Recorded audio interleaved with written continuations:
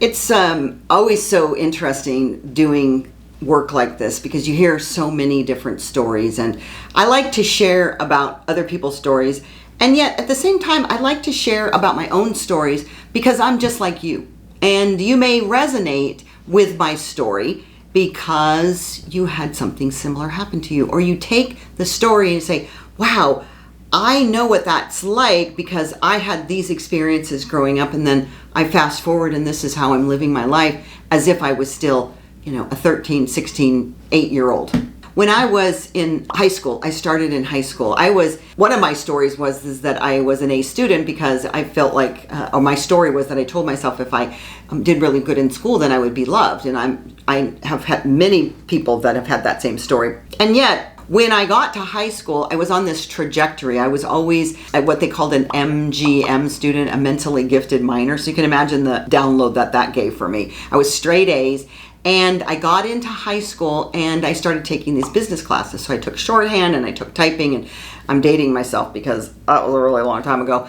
And so I typed on a manual typewriter. I typed so fast they sent me to typing contests. I was on a trajectory to go to college. Then this thing came up that said, in order for me to graduate, to get into college, and whether these things were true or not, they were the beliefs that I had at that point, and I was told that I wouldn't get into college unless I took a science class. Well, science was not my thing. I had no desire to do it, and I didn't want to dissect a frog. And so these other business teachers said, listen, if you get really good at this typing and shorthand thing and become a secretary, you're going to make this much money, and you'll be set for life. Well, I got to tell you, this is hilarious because this is 1973, and I think I was going to make $500 a month if I got a job working for, I think, a state agency. But here's the thing, is that it was only recently that I came to understand that what I learned from that was that if I had a skill set, right? So if you go to a trade school, you get a different skill set than if you go to college. So I didn't go to college because I didn't take science, but I went and did this skill training so that I could translate it. And I was the best because I'm always going to be the best at whatever I do. That's how I learned that love is apparent, love is given.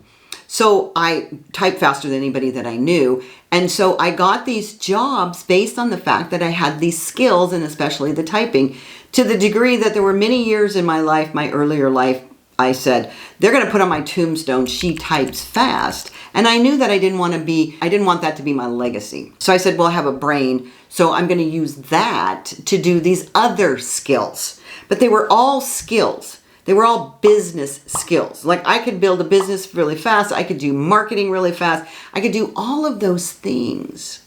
But because what I really wanted when I was growing up was to be a teacher.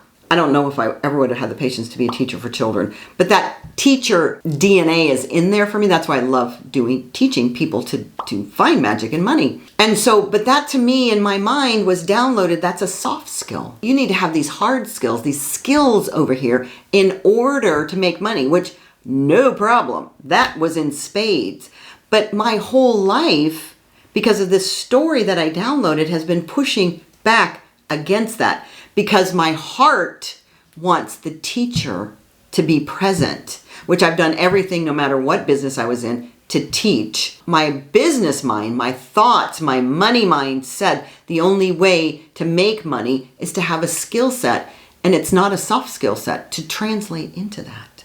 So when I realized that that was the money story, it was so easy to dissipate it, to let it go, to forgive that little girl who didn't know any better, who actually programmed my subconscious, this money mind here, to say, you're not going to make it if you do the soft skills. So I would love it if you would put in the chat what's percolating up for you about what your money story, because there's multiple more money stories that everybody has. That was just one of mine. But if you'd put in the chat what your money story you think might be, it'll begin to shed light on it. Remember, we want to keep the light on the monsters under the bed.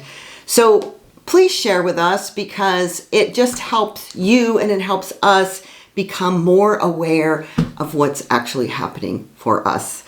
And as I always say, if you want to have a discovery call with me, there's a link to schedule a Zoom meeting in the first comments below. See if we could unravel some of that money story for you and just have an exploration together and be curious. So as I always say, y'all come back now, you hear? Bye-bye.